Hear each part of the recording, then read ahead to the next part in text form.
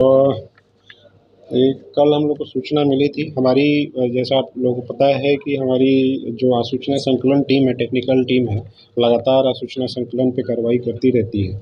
उसके अलावा भी हम लोग कई स्रोतों से जानकारी लेते रहते हैं, खास करके अपराधी के गतिविधियों के बारे में। उसी क्रम में हम लोगों को कल सूचना मिली थी कि कुछ अपराधी हैं जो जेपी कॉलोनी अंतर्गत किराए के मकान में कुछ अपराधकर्मी जुटे हुए हैं, 2-3 दिनों से जुटे हुए थे और इनका कुछ प्लान चल रहा था। बड़ी लूट की घटना का अंजाम देने के लिए लोग लगातार कोशिश कर रहे थे।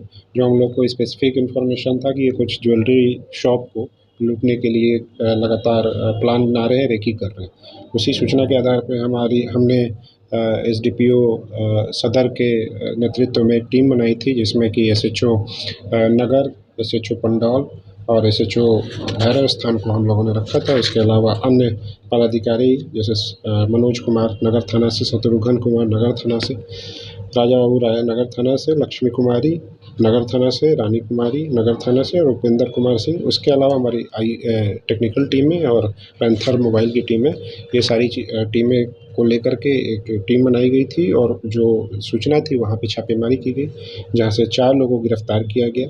4 लोग जो हैं, मोहम्मद कैफ अली है, एक मनीगाछी ज़िला का है ये, आसिफ फिरोज़ है, ये भी मनीगाछी ज़िला का है, मोहम्मद अबू बकर, ये भी मनीगाछी ज़िला का है और एक अशरफ अली है जो राजनगर का है, मधुबनी ज़िला का है। इनके पास से जो 2 देसी कट्टा बरामद किया गया है। उसके अलावा 6 जिंदा कारतूस बरामद किया गया है। जो इसमें इम्पोर्टेंट बात ये है कि पंडौल में 6 फरवरी 2024 को एक लूट की घटना हुई थी, जिसमें कि जो अभी ये व्यक्ति थे जिनके साथ लूट की घटना हुई थी, उनके अपाचे मोटरसाइकिल को गोली मार करके लूट लिया गया था। वो लूटी हुई अपाचे मोटरसाइकिल की भी बरामदगी इनके पास से हुई है। इनके बयान के आधार पे वहीं उसी जहाँ पे ये लोग थे वहीं पे पार्किंग में लगा रखा था। उसके अलावा 2 अन्य बाइक भी बरामद किया गया जो चोरी का सत्यापित हुआ। तो टोटल 3 बाइक बरामद हुआ है, 2 देसी कट्टा बरामद हुआ है, 6 जिंदा कारतूस बरामद हुआ है। इसके अलावा गांजा कुछ बरामद हुआ है और ये सारी चीज़ें जो है, चाकू, बड़ी सी चाकू और पेंच और ये सब सारी चीज़ें बरामद हुई हैं। तो ये इनके ऊपर एक अन्य कांड भी हम लोगों ने दर्ज किया है, चूँकि ये लूट की योजना बना रहे थे तो उसके लिए एक अन्य कांड हम लोगों ने दर्ज किया है। उसके अलावा जो पुराने केसेस में इनकी इन्वॉल्वमेंट है उस पे हम लोग रिमांड लेकर के आगे की कार्रवाई करेंगे।